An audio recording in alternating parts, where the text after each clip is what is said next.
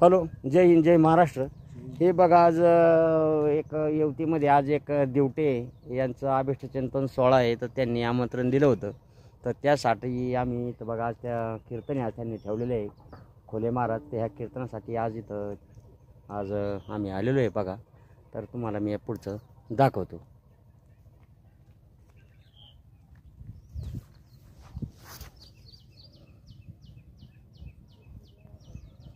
पंढरपूरचे वारकरी, तर आज त्यांची भेट झाली बघा. आज त्यांची यात्रा पण आहे आणि त्या यात्रेनिमित्त आज इथं येणं झालं बघा.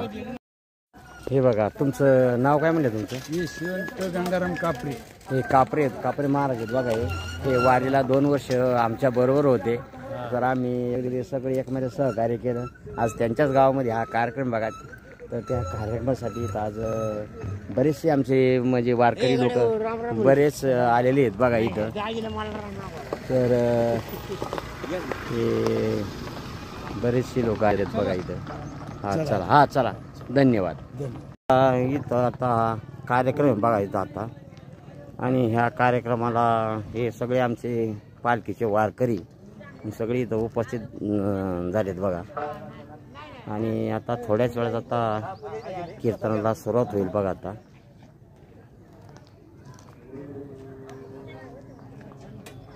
उत्कृष्ट असं नियोजन आहे बघा इथं त्यांचं.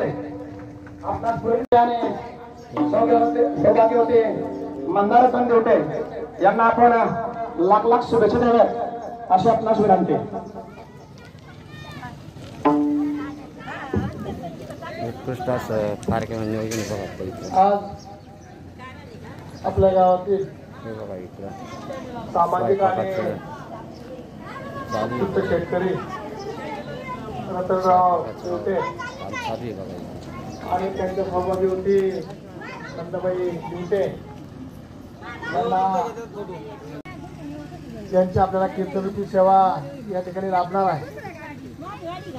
खरं तर आयुष्यामध्ये आपण कष्ट करून आपल्या कुटुंबासाठी जे मोठं योगदान दिलेलं आहे आणि सातत्यानं समाजकारणामध्ये, राजकारणामध्ये आणि आपल्या शेतीमध्ये आपण रात्रंदिवस कष्ट करून आपली पिढी वाढवण्याचं काम केलं. मुलांना उत्तम प्रकारचे संस्कार दिले आणि आपण पाठीमागे वळून जर पाहिलं तर आज आपण सर्वांनीच पूर्वीच्या काळामध्ये, आता रतनरावला किंवा तुम्हाला सगळ्यांना जर विचारलं, अण्णा आपल्या पायात नीट पाय ताण नव्हतं, सगळे कपडे ठिगळाचे होते, नीट अंग भर कपडा नव्हता, 2 टाइम खायला सुद्धा सगळ्यांना वेळेवर मिळत नव्हतं. अगदी सरड्याच्या हुलग्याच्या याच्या भाकरी आपल्या सगळ्या माणसांनी एक खाल्लेल्या आहेत. आणि ह्या सगळ्या कठीण परिस्थितीमध्ये आपण कुटुंबाला, एकमेकाला, जीवाला जीव दिला आणि आपण सर्वांनी एकमेकाला आधार दिला.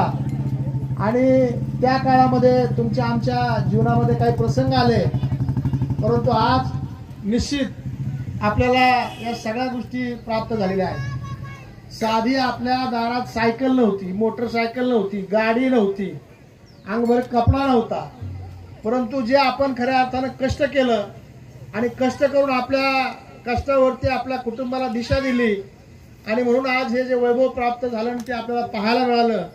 आणि आपल्या डोळ्यात देखत आपला सोहळा आपण संपन्न करतोय, ही सुद्धा गोष्ट अत्यंत महत्वाची आहे.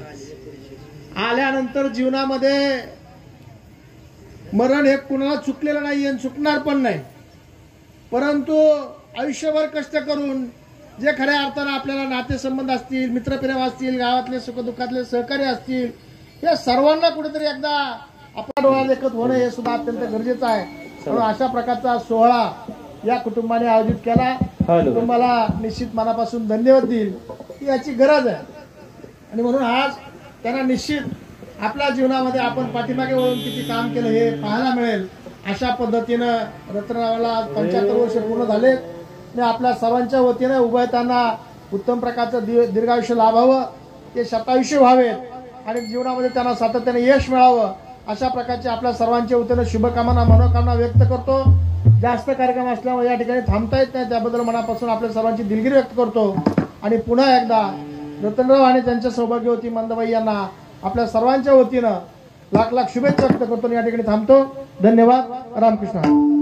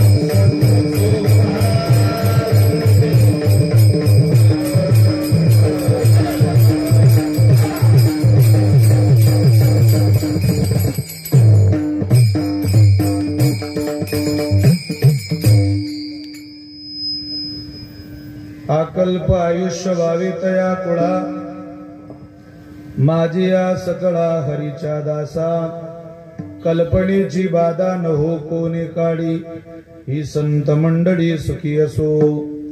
अहंकाराचा वारा न लागो राजसा, माझी या विष्णुदासा भाविकासी. कल्पनेची बाधा न हो कोणी काळी, ही संत मंडळी सुखी असो. नामामले तया असावे कल्याण, ज्यामुखी निदान पांडुरंग.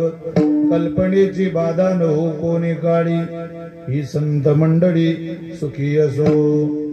मुक्ताबाई नामो त्रिभुवन पावनी, मुक्ताबाई नामो त्रिभुवन पावनी.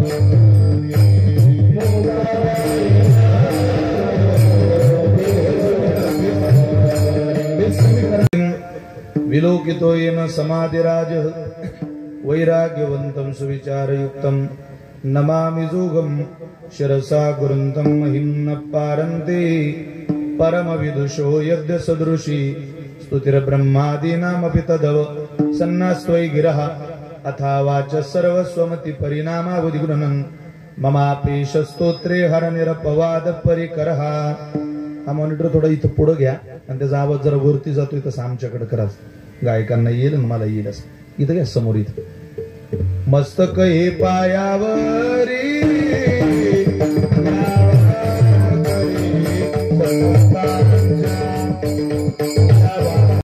कल्पनेची बाधा न हो कोणी काळी, ही संत मंडळी सुखी असो. सेवेकरिता निवडलेला अभंग संत श्रेष्ठ ज्ञानदेव म्हणे तू भक्तराज शिरोमणी. संत श्रेष्ठ ज्ञानेश्वर महाराजांनी ज्या नामदेवरायांना शिरोमणी पदवी बहाल केली असे भक्त शिरोमणी नामदेव महाराजांचा अत्यंत गोड अत्यंत प्रसिद्ध असलेला 4 चरणाचा हरिभक्ताला आशीर्वाद देणारा म्हणा किंवा हरिभक्ता करता आशीर्वाद मागणारा म्हणा अभंग सेवेकरता निवडलेला आहे. विठ्ठल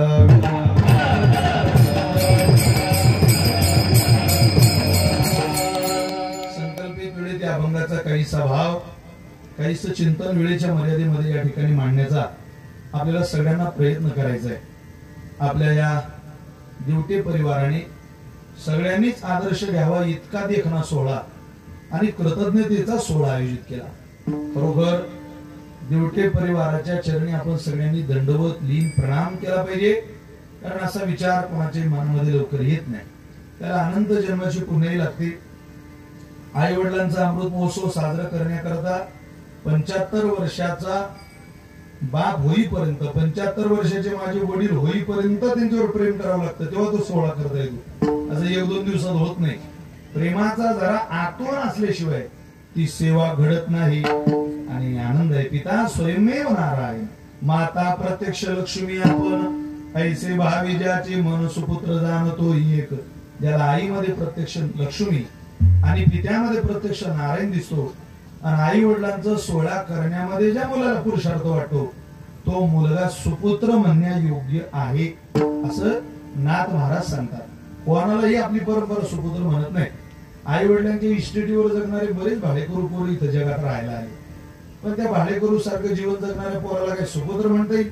अग्नी टाक द्यायला ज्याला बापाच्या वेळ मिळत नाही, बापाच्या चरणावर कधी मस्तक टेकायला त्याला वेळ मिळत नाही, म्हातारपणातलं गोड बोलणं आई वडिलांचं टॉनिक असतं ते ज्याला आई वडिलांना द्यावं वाटत नाही, तरी घरी माता पितरा धड बोली नाही संसारा. पीर विश्वभरे आदरा मूर्ख जैसा ज्ञानोबा बोलले. तुळशीची या झाडा दुरोनी धापे शिंतोळा, तो द्राक्षाची या बुडा दूध चिलावी. जनाची रीत अशी चाललेली. ऐका रीत जनाची. काय रीत आहे? इथून माणसं द्राक्षाच्या बागेला दुधाची कॅन घेऊन जातील पण तुळशीच्या झाडाला पाणी घालणार नाही. तसं इथून माणसं सासरवाडीला नवीन नवीन फळ घेऊन जातील पण घरातल्या आई वडिलांशी गोड बोलणार नाही. तरी घरी माता पिता धड बोली नाही संसार. अरे एक शब्द नीट बोलत नाही. काय त्या पोरांना सुपुत्र म्हणता का? सुपुत्र नाही हो, मूर्ख जैसा. विठ्ठल म्हणून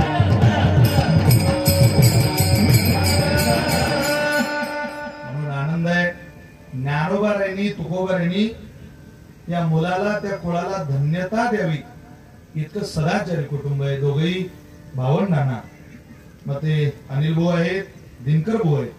मी त्यांना तर धन्यवाद देईलच पण मनापासून त्या दोघांच्याही सौभाग्यवती असलेल्या सौ सारिकाताई आणि सौ स्वातीताई त्यांना मनापासून धन्यवाद देतो आहो. आई वडिलांचा सोहळा करायचा विचार मनात जरी आला तरी तो विचार मनातल्या मनात दाबणारी शक्ती आपल्या जवळ काम करत असते. पण तो मनातला विचार सत्यत्वाला उतरावा याकरता ज्या दोन सोनांनी प्रयत्न केले त्या सारिकाताई आणि स्वातीताई आहे. मनापासून त्या दोघी माऊल्यांना धन्यवाद आहे. आई वडिलांप्रमाणे सासू सासऱ्यांना जीव लावून हा त्यांनी केलेला सोहळा भगवान परमात्मा तुमच्या मुलाबाळांना निश्चित या सोहळ्याने आशीर्वाद दिल्याशिवाय राहणार नाही. जी माणसं 2-4 पाऊल कष्टाने आई वडिलांकरता घालतात संकट काळामध्ये देव त्यांच्या घरी हजारो पाऊल टाकत येतो. ही परमात्म्याची दया आहे. परमात्मा ज्या घरात आई वडिलांचा सन्मान आहे ते घर ठेवत नाही, ते घर मंदिर बनवतो. पण ज्या घरात आई वडिलांची सेवा नाही ते घर राहत नाही, ते घर स्मशान होऊन जातं. म्हणून आई वडिलांच्या सन्मानाची, त्यांच्या योग्यतेची, त्यांना दिलेल्या प्रेमाची अत्यंत मूलभूत गरज आज या वैज्ञानिक कम्प्युटर टेक्नॉलॉजीच्या स्पर्धेच्या युगामध्ये आहे. म्हणून मनापासून धन्यवाद दोघं भावंडांना की ज्यांनी आदरणीय श्री रतन बाबांचा आणि मातोश्री मंदाबाईंचा, रतन गणपत दिवटे, सौ मंदा रतन दिवटे या दोघही दाम्पत्याचा या आई वडिलांचा सोहळा, अमृत महोत्सवी सोहळा त्यांनी या ठिकाणी आयोजित केला. मी त्या दोघांना धन्यवाद देतो. त्याचप्रमाणे त्या कुटुंबातल्या भगिनी नंदा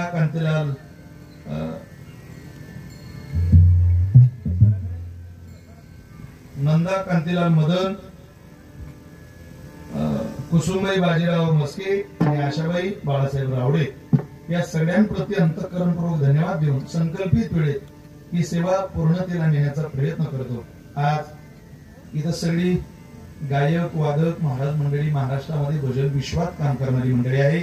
श्रद्धेय गोड ज्यांची चाल झाली अशी आदरणीय हरिभक्तपरायण शिवाजी महाराज सावंत, श्रद्धेय हरिभक्तपरायण माऊली महाराज गाडे, श्रद्धेय हरिभक्तपरायण दादा महाराज तांबे, श्रद्धेय हरिभक्तपरायण दादा महाराज ढवळे, माझे सहोदर आदरणीय हरिभक्तपरायण श्रद्धेय ओंकार महाराज गिगडे या सगळ्यांप्रती अंतःकरणपूर्वक धन्यवाद देतो आणि सेवेला प्रारंभ करतो. विठ्ठल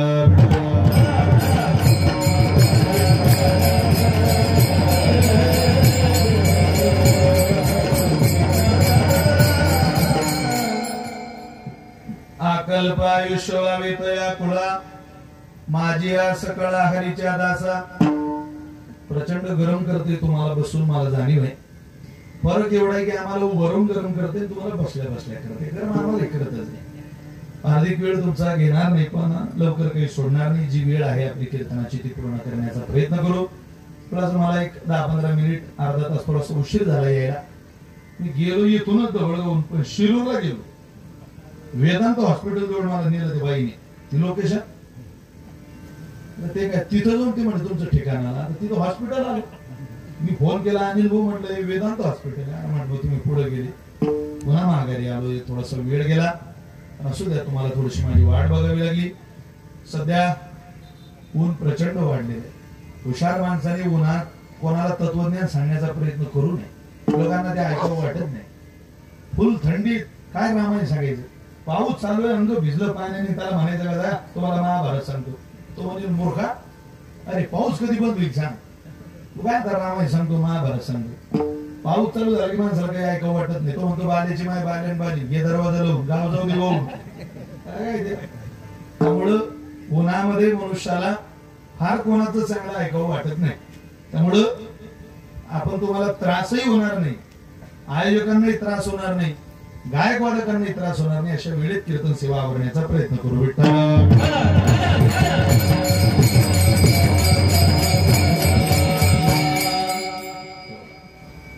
अल्पायुष्य संतांनी परमेश्वराकडे आशीर्वाद मागितला किंवा भगवान परमात्म्याकडे न मागता संतांनीच आशीर्वाद दिला.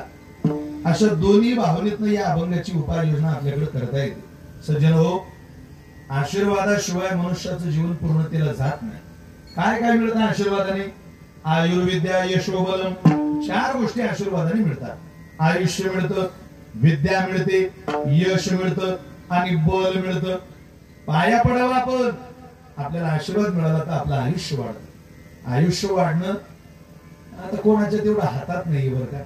परमात्म्याने आयुष्याची मर्यादा आखून दिली, पण मिळालेलं आयुष्य ते किती आहे यापेक्षा ते किती गोड परमेश्वरानं बनवलं याकरता तुमच्या पश्चात सुद्धा तुमचं जगणं चालू राहील असा आशीर्वाद संतांकडून मिळत असतो. आता माणूस 10 बाय 10च्या खोलीत कोणाच्याही पाया पडेल, पण लोकांच्या त्याला पाया पडावं वाटत नाही. 10 बाय 10च्या खोलीत कोणाच्याही पाया पडू शकतो आपण, लोकांतात नाही. एक इगो, एक गुर्मी माणसाच्या अंतःकरणामध्ये सदैव काम करत असते, ती झुकू देत नाही माणसाला. मी एका घरी चहा घ्यायला बसलो, त्या घरातलं पोरग पाय हलवत होतं सोफ्यावर बसल्या बसल्या. ते पाय हलवत होतं, मी शेजारी बसलेलो. त्याची लात मला लागली, त्याचा पाय मला लागल्या त्याची आजी म्हणे, मूर्खा तुला कळत नाही, महाराजांना लात लागली, तुला पाय लागला महाराजांना, चल उतर खाली पाया पड. ते पोरग खाली उतरलं, माझ्या पाया पडलं. मला बरं वाटलं. मी खिशात हात घातला, 100 रुपये काढले आणि त्या पोराच्या हातात दिले. त्यालाही बरं वाटलं. म्हणजे जवळजवळ आम्हाला दोघांनाही बरं वाटलं. त्यानं ते 100 रुपये घेतले आणि सोफ्यावर जाऊन पाय हलवायला बसला. आजी म्हणे, आता कशाला पाय हलवतो? अगं तो म्हणे, पाय हलवल्यावर 100 रुपये मिळतात म्हणून पाय हलवतो. मला काय पाया पडायचं? इथं जगामध्ये कोणी कोणाकडे पाया पडताना काही अपेक्षा असेल, काही मिळेल या भावनेने दंडवत करत आहे, प्रणाम करत आहे. आपण कोणाच्या पाया पडतो ना, काय मिळेल या अपेक्षा करू नका. पण दुसऱ्याचे पाय धरले की ना मनुष्याला आयुष्याचा, सुखी आयुष्याचा तरी आशीर्वाद मिळतो. म्हणून पाया पडायची मनुष्याने लाज वाटू देऊ नये. विनयाची तुका म्हणे लीन व्हावे, कळे भावे वरमय. महाराज म्हणतात ना, पाया पडावे हे माझे भांडव.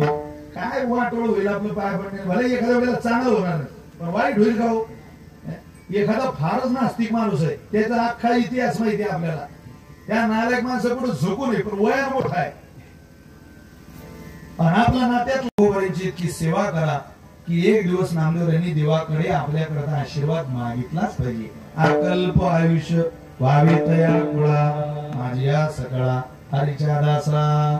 हो, आता काही काळानं लोक 75 वर्षाचे झाले हे पुस्तकात वाचायला मिळेल. महाराज हो, तुमचं माझं तर गणित राहिलेलं नाही. आपलं आरोग्य पा, आपण 75 वर्षाच्या माणसापेक्षा आज म्हातारे झालो, मग शरीर म्हातारे झाले. त्यामुळं मोठा अवघड आहे. इथं म्हातारी माणसं तरुण झाली, तरुण म्हातारी झाली. व्यसनाने चोरी, जारी, मांस, मदिरा, सट्टा, पत्ता सगळी दुर्व्यसनं जीवनामध्ये ओढून घेतली. चटणीवर तेल मिळत नव्हतं, पण माणसं समाधानी होते, दयाळू होते.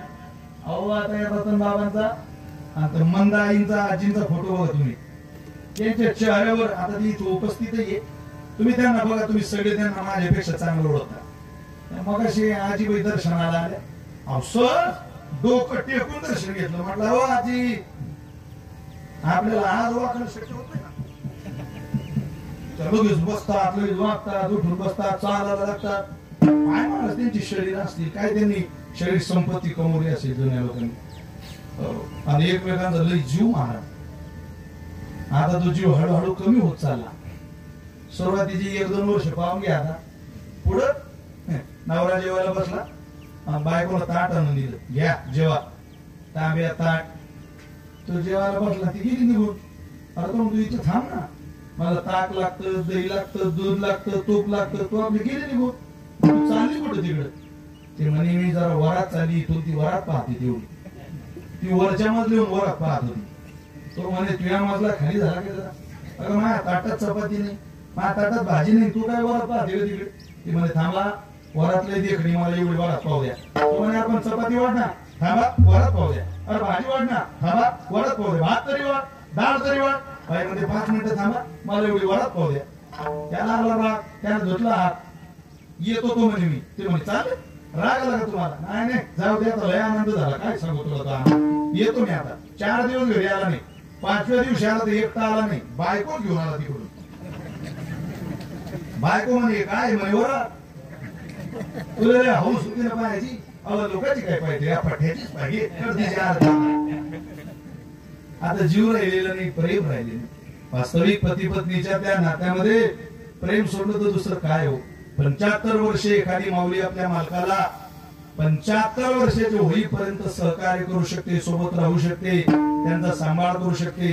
आता करार व्हायला लागली तर लग्नाचे मी तुम्हाला एक वाक्य सांगतो, जे विदेशातलं आहे आपल्या देशात अजून झालं नाही पण होऊ शकतं. एक बायको आपल्या नवऱ्याला फोन लावते, म्हणते हो लवकर घरी या, तुमची मुलं माझी मुलं आपल्या मुलांना मारायला लागले. वाक्य नीट आहे का? मालक लवकर घरी या, तुमची मुलं माझी मुलं आपल्या पोरांना मारताय. हे वाक्य आपल्या देशातलं नाही, हे आउट ऑफ कंट्री. काय तिथं लग्नाचे करार होता. मी तुमची 15 वर्षापुरती बायको, त्या 15 वर्षात जेवढे मुलं तुम्हाला झाले मला झाले तेवढे तुम्ही सांभाळायचे असं ठरवून घेतलं जातं. 15 वर्ष झाली की त्यांचा घटस्फोट पोरं बापाकडे. हो, आता हे जे जोडतोय त्या बाईचं लग्न झालेलं होतं अगोदर, तिला 2 पोरं, ती हिच्या जवळ. त्याचे अगोदर झालेलं होतं, त्या अगोदरची 2 पोरं याला, ते याच्या जवळ. म्हणजे पोरं झाले 4 आणि नंतर यांचं झालं 2 पोरं झाले 6. म्हणून ती नवऱ्याला फोन लावते, मालक लवकर घरी या, माझी मुलं तुमची मुलं आपल्या पोरांना मारत नाही. यांच्याकरता काय आशीर्वाद मागता हो. एका पाताळावर प्रपंच थाटला महिलांनी, एका पाताळावर. काय की सुबकता होती का? आता ही सर्वसामान्य कुटुंब आहे ना, प्रतिकूल परिस्थितीतूनच अनुकूलतेकडे गेला हा प्रवास नाही या कुटुंबाचा, दिवटे परिवाराचा. पण पत्नीला प्रेमाला उपमाना सुखाला सोडून वासनीला विसरून कल्पनीला, सोडून वासनीला विसरून कल्पनीला. कीर्तनात बसल्या बसल्या विचार करा, कोण येतोय आपल्या जवळ? जी माणसं जवळ येत आहे ती एक तर स्वार्थानं तरी येत आहे, नाही तर आपल्याला फसवण्याकरता तरी येत आहे. तशी माणसं जवळ येत नाही महाराज. तशी जर जवळ येत असतील तर समजावं केवळ आणि केवळ आपल्याबद्दल यांच्या मनात प्रेमाचा झरा आहे. देवाने आपल्या मदतीला आपल्या आयुष्याच्या आपल्या कल्याणाकरता जर धावून यावं असं वाटत असेल तर हे सूत्र त्याला लावा ना प्रपंचातलं. तेरे दीदार के लिए ये बंदा हैरान मेरा, तेरे दीदार के लिए देवा ये बंदा हैरान, ये बंदा हैरान है तेरे दीदार के लिए, तेरे दीदार के लिए ये बंदा हैरान है. वेडा व्हावा मनुष्य देवाच्या कृपे करता. तो वेडा झाला की भगवंत त्याच्यावर कृपा करीत असतो. आता ही छोटी छोटी बालक आहेत, छोट्या छोट्या मुलांना हा आदर्श होतो 16 आई वडिलांचा 16 केला म्हणजे पोरांना लक्षात राहील ना. इथं माणसं श्राद्ध करतात. कबीर महाराज म्हणतात ना, जीते बाप को रोटी ना देवो तो मरे बाद पचताई, मुठभर चावल धाबे पर झोक कर कव्य को बाप बनाय. जिवंतपणात माणसं बापाला बाप म्हणत नाही, पण मेल्यावर कावळ्याला सुद्धा ती बाप म्हणाला. संस्कृती पुढे सरसावतात. त्यांना असं वाटतं कावळ्याला नैवेद्य दिलं की बापाच्या मुखात जातो. कबीर महाराज म्हटले, वेड्या, अरे जिवंतपणात बापाला बाप म्हटलं असतं तर कावळ्याची एवढी प्रार्थनाच करावी लागली नसती. जिवंतपणात बापाला बाप म्हणत नाही. तुला काही विनय, तुला काही प्रेम आहे वडिलांबद्दल, प्रेमच करायचं असेल तर या दिवटे परिवारासारखं कर, त्या अनिलरावासारखं कर, त्या दिनकररावासारखं कर. त्या पोरांनी आई वडिलांना आपला बापाला नाही नारायणाच्या ठाई मानलं आणि त्यांची सेवा केली. म्हणून आज त्यांच्याकरता आपण मागू शकतो की अकल्प आयुष्य व्हावे तर या कुळा उदंड आयुष्य मिळावं, अकल्प आयुष्य मिळावं. ते कल्पचे कल्प कुलाचार टिकून राहील. ज्ञान साधना, भक्ती साधना, कर्माची स्वच्छ प्रतिमा त्या घरामध्ये टिकून राहील. याकरता त्यांनी आई वडिलांची सेवा केली ती फलाला आली पाहिजे.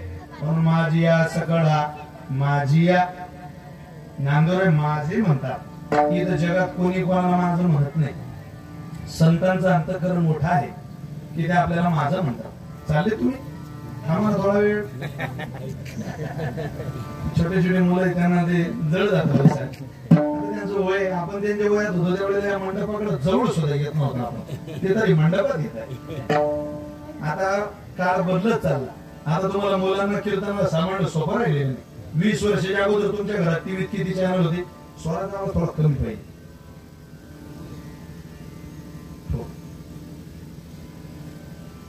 अहो 20 वर्षाच्या अगोदर किती चॅनल होते टीव्हीत? एक. ते पूर्ण वेळ दिसायचं नाही. मला आठवतं माझे वडील सरपंच होते, ओंकार महाराज. एकदा माणूस सरपंच झाला की जीवनभर माणसाला बातम्या ऐकाव्या लागतात, म्हणजे सवय लागते. मतदान किती टक्के झालं असेल असं नाशिकला, मुंबईला आलंय ना, ते पाहावं लागतं माणसाला, चित लागत नाही. मी घरी आलो की माझे वडील मला म्हणायचे, बाबू लाव टीव्ही, लाव जरा बातम्या ऐकू. टीव्ही लावायची, चित्र नाही टीव्ही. आमच्या घरी तो ब्लॅक अँड व्हाईट टीव्ही होता, खळा ते शटर जवळ ओढायचा, चित्र नाही, ह्यातले काय चित्र नाही, ये बाहेर. आमचे वडील म्हणायचे. माझ्या वडिलांनी मला वरती चढून द्यावं आमच्या घरावर, आणि मी माझ्या घरावरचा अँटिना जिल्ह्याच्या दिशेने फिरवायचो. जळगाव जळगाव जळगाव जळगाव जळगाव जळगाव जळगाव जळगाव. आणि वरून खाली विचारायचो आमच्या चुलत भावाला, काय व आलं काय? अमोल नावाचा चुलत, तो म्हणे मुंग्या आल्या काय? मग तो हार मानू नको, चित्र येईल फिरवतो. ती फिरवतो चित्र यायचं, पण आनंद देणारं चित्र होत. 6:15 6:30 जर टीव्ही लावली तर टीव्हीला आवाज यायचा, कबीर महाराजांच्या भंगा ऐकायची. हो भैया भैया रे, ओ भैया भैया गाडीवाला गाडीवाला, ओ गाडीवाला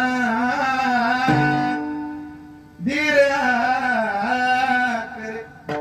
गाड़ी तेरी रंगी बेरंग, बैल तेरे गुलजार,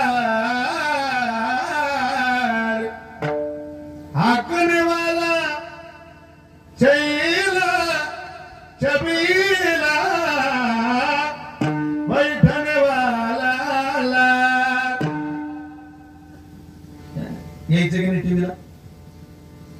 कबीर महाराजांच्या भंग. अहो चांगलं होतं. 2-4-5 वर्ष गेले, गाणं बदललं, पण चांगलं होतं.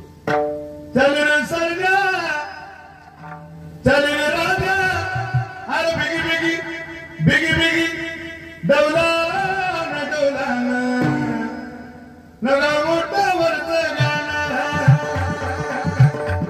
गावात मातीत ती भर झालं ते, ती भर झालं ते, ती भर झालं ते, ही गाडी आई धन धान्य देई, ओ आमची माती आमची माणसं. येवती यायचं की नाही? आता टीव्हीत बैल कधी दिसेल तर शपथ आहे, बैल दिसत नाही. आता बैल एकाच बाईजवळ शिल्लक आहे या महाराष्ट्रात. त्या ताई म्हणतात पाटलाचा ताई. आता बैलगाडा असा असतो का? बैलगाडा असा असतो. या बैलगाड्याचा नाच ज्यांनी केला त्यांनी बैलगाड्या सही जमिनी विकल्या. तो काय परवडणारा नाद आहे का? पण चित्र आलं नाही आता टीव्हीला. त्यामुळे या पोरांना कीर्तनात बसून ब्रिलियंट पिढी येते, नाद नाही करू शकत. एकदा मी शिक्षकी पेशातला माणूस आहे, थोडा आवाज कमी झाला म्हणून. आमच्या शाळेला आग लागली. त्या आग लागल्यावर शाळा जळत होती. सगळे पोरं शाळा विजवत होते, एक पोरं ग्राउंडवर नाचत होत.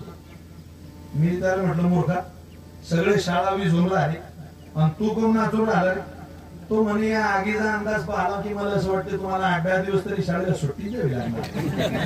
तसंच झालं. आठवडाभर ती शाळा बंद. ते खोल्याची दुरुस्ती केली, रंगरंगोटी केली, पत्र बदलले वरचे. खोल्या नीट झाल्यावर खोली पिरियड घ्यायला गेला. ती पोरग पुढे बसलेलं होतं. मी त्याला म्हटलं, बाळा खालीस खालीस बाळा, घटना आणि दुर्घटना यातला काय फरक आहे रे? तो म्हणे, गुरुजी आपल्या शाळेला आग लागली घटना आहे आणि त्यातूनही तुम्ही वाचले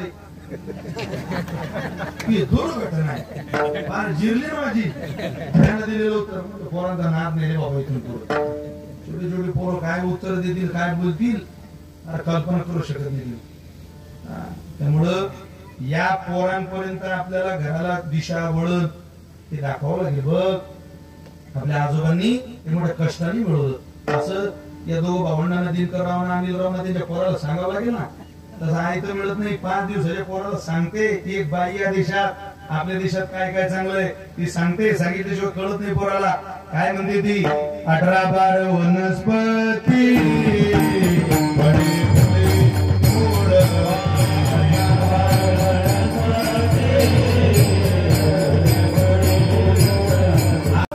गायक वादक.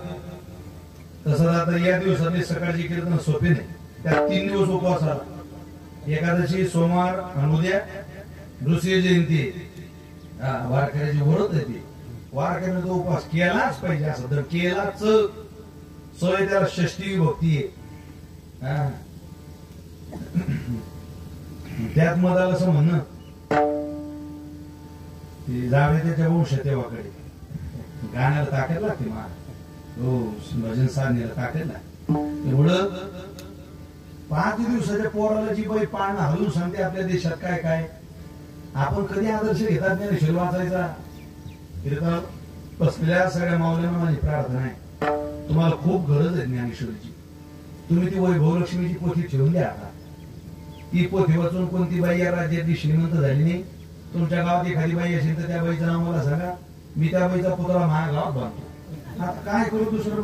कारण पोथी वाचून कोणी श्रीमंत होऊ शकत नाही या मताचा मी आहे. पोथी वाचूनच कोणी श्रीमंत झालं असतं तर प्रारंभ कशाला घडवलं असतं परमेश्वरा. अरे अन्न मान धन हे तो प्रारब्धाधीन. तुम्ही जन्माला आले तेव्हाच तुमच्या नशिबातला पैसा ठरलाय.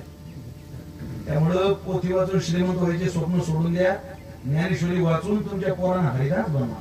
हरीचा सेवक बनवा. कुलाचार जोपासणारी पिढी बनवा. सदाचारी पिढी बनवा. काय दुसरं.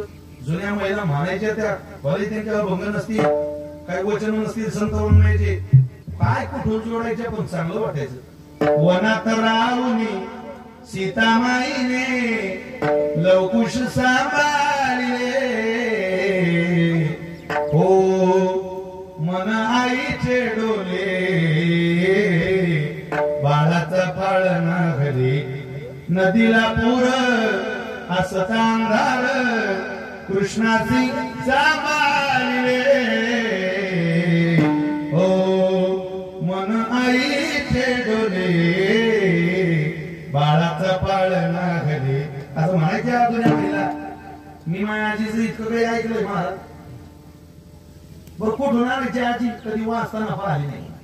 पण म्हणायची झोप झोप झोप झोप झोप माझ्या बाळा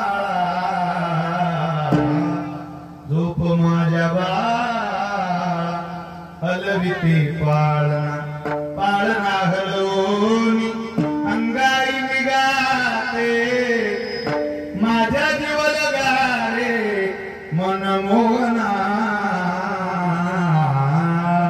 झोप माझ्या बाळा हलविते पाळणा. म्हणून तर बघा म्हणतील तुमच्या पोर करता हे पोरं. तुम्ही जर आज त्यांच्याकरता हा पाळणा म्हणाल तर तुमच्या म्हातारपणात पोर हे प्रमाण म्हणतील आकल्प आयुष्य व्हावीत माझी या सकळा हरीच्या दासा. वाटेल त्यांना आपल्या आई वडिलांकरता आयुष्य मागावं.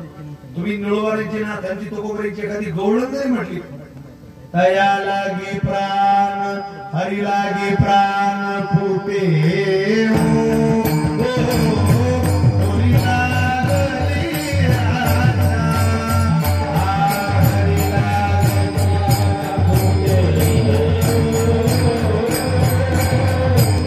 बोधे बाबा गवळी म्हणायचे असं वाटायचं आपण वृंदावनात आहे. मग बोधे बाबांची चाल आहे. बाबा म्हणायची तू कोबऱ्यांची गवळ लय का बाबांच्या आवडीच्या गवळली एक ब्रह्म कशी मिळावली आवडीची गवळ बाबा काय म्हणायची. तर स्वामी चोरा बाबांचा आम्ही आठवतो म्हणावं त्यांनी कधी ते आपल्या घरात तरी त्या भंग त्या गवळणी कधीतरी नको नाच घुमावा याची गरज आहे महाराज. प्रात काळी तो वनमाळी बघा बघा नाथ महाराजांची गवळण आहे.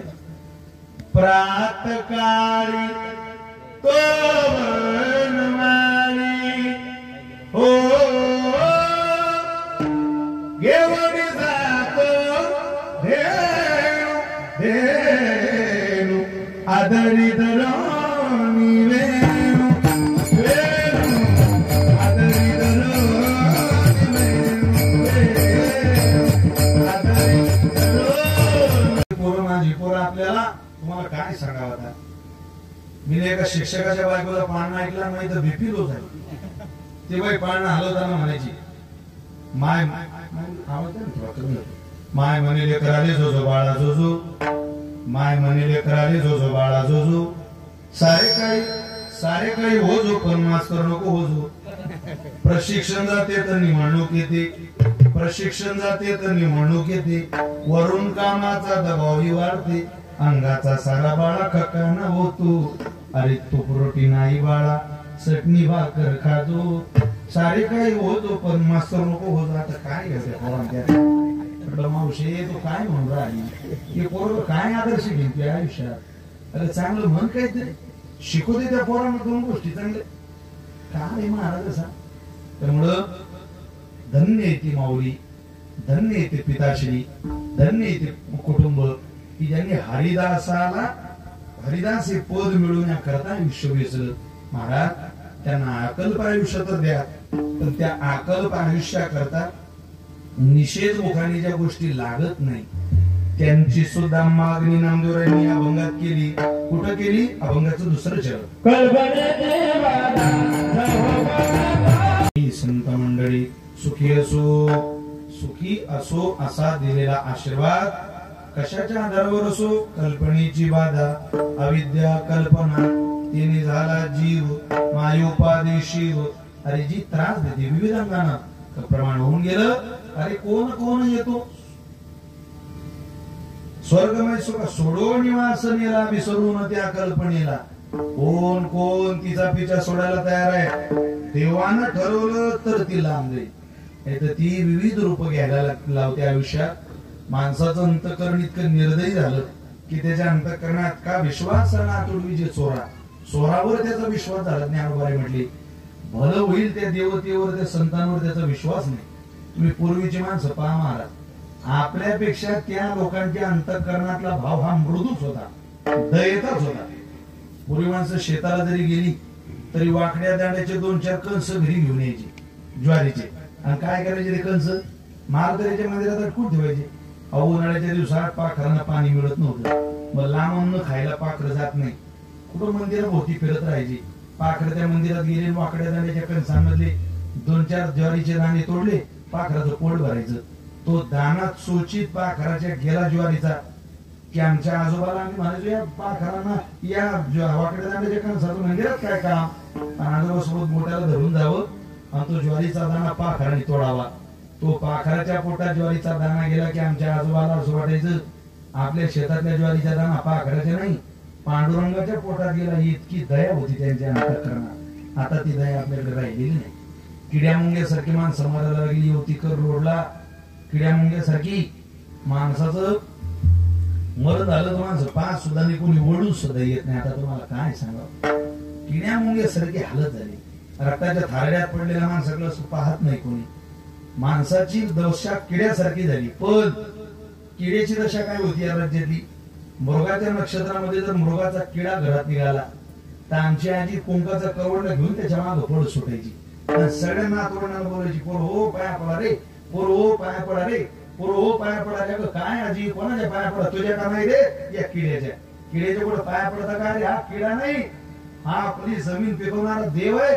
पडायच्या पाया हात चांगला निघाला घरात हा कुठे याचं दर्शन झालं की मुरुख चांगला बरसतो म्हणे. मृग नक्षत्रात चांगला पाऊस होतो. घ्या पडा पाया.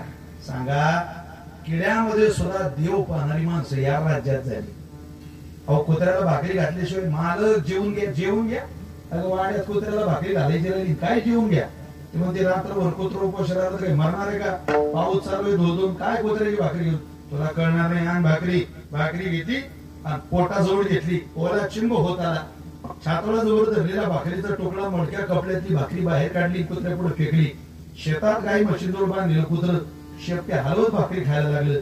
ती कुत्र्याच्या पोटात गेलेली भाकरी आमचा मालक आमचा बाप ज्या वेळेला पाहायचा त्यावेळेला आमच्या बापाला असं कधी वाटत नव्हतं की भाकरी कुत्र्याला टाकतोय. अहो कुत्र्याच्या पोटात जाणारी भाकरी पंढरीच्या पांडुरंगाच्या पोटात चालली की काय इतकी दया त्याच्या अंतःकरणामध्ये होती. आज तितकी दया, तितका आनंद, तितकं प्रेम जगण्यामध्ये लोकांच्या राहिलेलं नाही. त्याला कारण विविधांगी कल्पना, विविधांगी असलेल्या निराकरणाचा आत असलेला ठाव तो आम्हाला काही करू देत नाही. तो जात नाही, तो क्षणभर सुद्धा त्याचा विसर पडू देत नाही. मी नाही अशी अनुभूतीच माणसाला कधी येत नाही. मी आहे हा तो आहे असं ज्या दिवशी वाटतं त्यावेळेला मनुष्य पारमार्थिक साधनेकडे प्रवृत्त होतो. आणि तीच अवस्था त्या हरिदासाला दे बाबा कल्पनेची बाधा न हो कोणी काळी ही संत मंडळी सुखी असो. पण ती कल्पनेची बाधा त्यांना हो नाही या करता त्यांना दूर राहावं लागेल. कशा कशाच्या दंभो दर्पो अभिमानश्च क्रोध पारुष्यमेवच अज्ञानंच्या अभिजातस्य पार्थ संपद मासुरी. जसे दैवी संपत्तीचे गुण सांगितले तसे आसुरी संपत्तीचे दोष सुद्धा भगवंतानं गीतेमध्ये सांगितलेले. त्या आसुरी संपत्तीच्या लांब राहण्याकरताची प्रार्थना अभंगाच्या 3ऱ्या चरणात केली. झालं त्यावेळेला मदत मागायला इको कमी करायचा होता. मदत मागायला 2 लोक गेली, एक दुर्योधन आणि दुसरे अर्जुन महाराज. आता भगवान अर्जुनाने घेतला आणि सैन्य दुर्योधनाने घेतलं. नारायणी सेना दुर्योधनाने घेतली. चला पुढं. आता ते घेतलं. भगवान अर्जुनाला म्हटले गड्या तू कशाला या भानगडीत पडला. माझ्या सैन्य घेतलं असतं तर काम झालं असतं तुझं. का घेतलं नाही रे तू. तो म्हणे नाही नाही मला तूच पाहिजे. अरे सैन्य घ्यायचं वेड्या. नाही नाही मला तूच पाहिजे. अरे हार तो निश्चित आहे तेरी, जीत नाही तेरी. हार तो निश्चित आहे तेरी. माखन तो दुर्योधन ले गया ना 4 बजी तेरे पास. या ताकाला काय करतो लोणी तो घेऊन गेला. अर्जुन महाराज होते ते म्हणले जीत तो निश्चित है मेरी क्योंकि दिनों का हूं मैं दास. अरे माखन दुर्योधन ले गया पर माखन चोर है ना मेरे पास. त्याला नेऊ दे ना माखन. तू आहे ना माझ्याजवळ. तू अर्जुन कीर्तनकार होतास का रे अगोदर. चांगलं गोड बोलतो जरा. तू मला विजय करशील म्हणजे करशील. माझा तुझ्यावर विश्वास आहे देवा. असं म्हटल्यावर घडलं असं वा. क्षणाचा अहंकार देव बरोबर भावाला जरी झाला अहंकार तरी बाजूला करतो भक्ताला विजय करतो. असं आहे. तर वर्णनच आहे आपल्या परंपरेत. तो दुर्योधन घरी गेला ना आम्हाला सांगितलं सैन्य घेतलं बरं का ताब्यात. अरे म्हणजे का पैलवानाचं डोकं तू त्याला घ्यायला पाहिजे होता ना. सैन्य कशाला आणलं. अरे तो कृष्ण त्या अर्जुनाच्या बाजूला आला म्हणजे अर्जुनाचा विजय होईल. तो बुद्धिवान आहे. मग आता युद्धातल्या काही नीती आहे बारीक. ती बारीक नीती प्रल्हाद बुवा सांगायची. तुमचं नाव काय.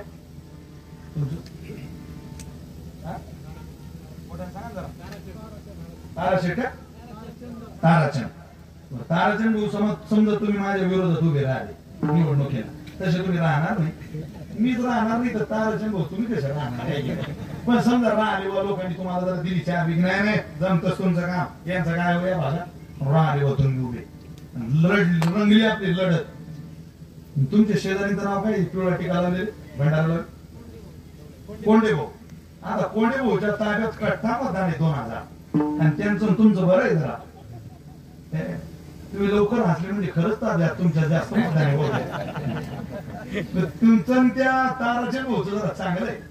आता मला असं वाटतं कोंडे भाऊचं मतदान मला भेटलं पाहिजे आणि ताराच्या भाऊला असं वाटतं कोंडे भाऊचं मतदान आपल्याला भेटलं पाहिजे. निवडणूक जवळ आली. माझ्या लक्षात आलं की कोंडे भाऊ आपल्याकडे काही मतदानाचा कौल देणार नाही. बरं त्यांची जर दिशा धाव तिकडे दिसते. मग आता युद्धातली नीती अशी आहे मला नाही कोंडे भाऊचं मतदान मिळालं तरी चालेल पण माझा प्रयत्न हा असला पाहिजे की ते कोंडे भाऊचं मतदान ताराचंद भाऊला मिळू नये. याला तर भेद नीती म्हणतात युद्धातली. साम दाम दंड आणि भेद 4थ्या प्रकारची नीती येते. तो सहज केलं बा दुर्योधनाला शकुनीने. तो म्हटला तू त्याला घेतलं नाही ना. आता कृष्णाचं सहकार्य तुला नाही झालं तरी चालेल पण अर्जुनाला होऊ नये. मग काय करायचं. त्याचा भाऊ फोड म्हणजे त्याचा भाऊ म्हणजे बलराम दादा. दादाकडे गेले. दादाला म्हटले दादा तुम्हाला तिकडे काही डिमांड नाही तुम्ही इकडे या. दादा इकडून तिकडे गेले. ते आता काय भाऊ फुटल्यावर लय कासावीच झाला देव. भाऊच गेला आणि अर्जुनाला विजय करायचे. भाऊ फुटल्यावर माझा दादा फुटल्यावर कसं व्हायचं आता? मग काय करायचं? दादा गोष्ट घेत नव्हती. नाही म्हटले यंदा तर बाजी दुर्योधन मारणार आहे, तुम्ही काय करा. देवाने युक्ती केली. पा देव इकडं दुर्योधनाला अहंकार झाला. आता माझा सासरा माझ्याकडे आला, त्याची कॉलर बिलर टाईट, बाया बियान तो चालायला काय ताकद रे म्हणजे. आता कोण येतोय मैदानात? सासरा पाठीशी एवढी नारायणी सेना आहे. मग आता खरी मर्द सेना झाली आमची. कोण येत या पुढे? अर्जुन महाराज निश्चिंत होते. भगवान म्हटले काय तुला भीती नाही वाटत का हारण्याची? तो म्हणे मी हारलो तर इज्जत तुझीच आहे. माझं काय? तू तुझं पा, मी लढणं हाच माझा विजय. मी लढायला तयार नव्हतो. मला गीता कोणी सांगितली? तिथं तो मारे उपदेश करत होता, लढ लढ लढ. आता जिंकव तुझ्या हातात आहे, हारवली तुझ्या हातात आहे. पाय तुझं काय, तू हारवलं तर माझं काय जाईल रे? पण जिंकलो तर माझी ख्याती होईल की इतक्या मोठ्या सेनेसोबत हा जिंकला. बर बर बर बर. आता भाऊ फुटल्यावर देवाने युक्ती केली. देवाने एक त्याचा सैनिक पाहला, त्याचा सेवक, आणि त्याला जवळ बोलावून सांगितलं उद्या दुर्योधनाच्या पक्षाची आढावा बैठक आहे, तू त्या बैठकीत जा.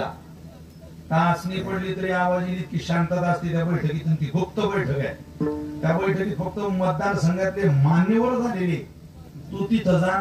दादाला जरा इशाऱ्याने बाहेर बोलाव, आवाज देऊ नको, इशारा दे, कोणीने बोलाव. आणि तुझ्या जवळ ते आले की त्यांना म्हण तुमची तब्येत कशी आहे. तो म्हण तिथं जाऊन, अरे तिथं जाणं गरजेचं आहे, फक्त जाणं गरजेचं आहे. अरे पण तुमचा दादा मारेन ना? नाही काय मारणार नाही. एवढं विचार तब्येत कशी, माझं नाव सांग, मी विचारले म्हणून. आणि पुढे असं विचारायचं किंवा सध्या गुळाचा भाव काय चालू आहे, शेंगदाण्याचा भाव काय, उपास आहे उद्या. अहो म्हणजे खरंच तुमचा भाऊ नागर बिगर काढेल. तुमच्या भावानं जर नागर घेतला एकदा खांद्यावर बलरामानं तर 2-4 हजाराला मारली तुमचा भाऊ. नाही म्हणजे तू एवढं करच. आता असं देवानं सांगितल्यावर तो बिचारा सेवक तो गेला आणि तिथं आढावा बैठक चालू, मिटिंग चालू गुप्त. हा तिथं गेला तो हळूच, दादा हो दादा सगळी माणसं पाहायला लागली. पाहू कृष्णाचा माणूस आहे. आणि आता मतदानाची तारीख जवळ आली ना. हे शरीराने इकडे, मनात तिकडे. आता सध्या 30 रणधुमाळी चालू आहे. 4 तारखेपर्यंत काय केलं, रामराम बंद केले. 5ला चालू करतील ते. बलराम दादा उठून तिथे गेले. काय रे? काय नाही म्हणे, मला भगवान कृष्णाने पाठवलं. काय नाही ते म्हणत दादाची लई धावपळ चालू आहे सध्या. दादाने विचार तुमची तब्येत कशी आहे? सध्या तुम्ही नॉट रिचेबल होते 2-3 दिवस, काही तिकडे दिसले नाही मुंबईला वगैरे. तुमची तब्येत म्हणे मूर्ख आहेस काय म्हणे. आता हा टाइम आहे तब्येत विचारत नाही म्हणे. अजून देवाने विचारलं तुम्हाला गोळाचा शेंगा, तू तुम्ही मोडकत पडली म्हणे गाड्या. आता माझ्या संशय घेतील ना सगळे बसले. तू या टायमाला आला संशय भाव म्हणून लई हुशार आहे म्हणे तुझा मारला तर. दादा आले बसले. बसताबरोबर कोणी कोणाशी बोलत नव्हतं बा. ते म्हणे काहीतरी आहेच. ते म्हणे दादा कोण होत? ते कृष्णाचा माणूस होता. काय म्हटलं? मूर्ख होता तो. तब्येत कशी म्हणे तुमची? काय दादा गोष्ट करता तुम्ही? अरे पटल असं सांगा दादा. या टायमात कोणी तब्येत विचारता का दादा? आज गोडा असतं का दादा? खरं सांगा काय म्हणलं? अहो म्हणे गोळाचा शेंगदाणा जावा दादा. अरे मग मी खरं सांगतो दादा, तुम्ही शरीराने इकडे, मन तिकडे. आता आजी तर आपल्या बलवंताला गरम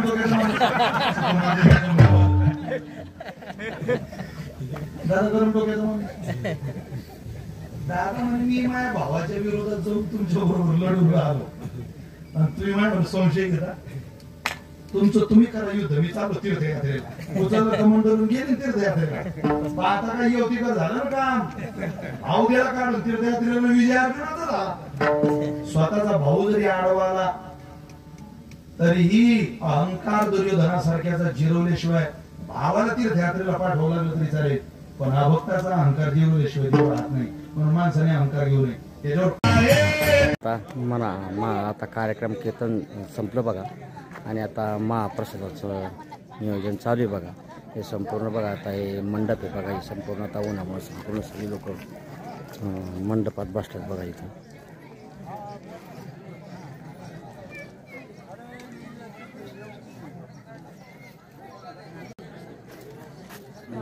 जाऊ का हो का थांबा मी निघाल मी पण निघालो.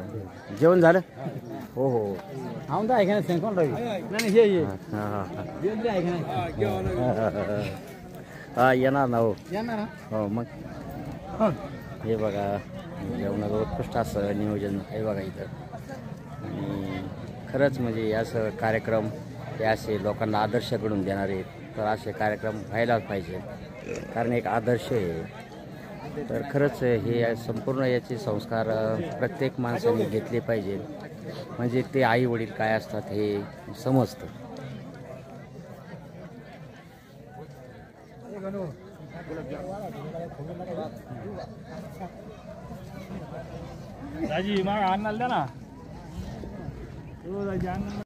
हे बघा इथले हायस्कूलचे मुख्याध्यापक सर आढाव सर आहेत बघा. हे कार्यक्रमाला प्रत्येक कार्यक्रमाला ते उपस्थित राहतात आणि संपूर्ण म्हणजे नियोजन करतात. त्यांच्या पण कार्यक्रमाला आम्ही 4 महिन्यापूर्वी आलो होतो. त्यांनी पण असं उत्कृष्ट असं त्यांनी पण नियोजन केलं होतं. हे पण नियोजन त्यांनीच केलं बघा. सगळं सूत्रसंचालन हे ते संपूर्ण त्यांनी केलं बघा. दिवस कार्यक्रम झाला. आता कार्यक्रम झाल्यानंतर आता आम्ही आता जेवायला बसतो बघा सर आणि आम्ही बरोबर. धन्यवाद सर.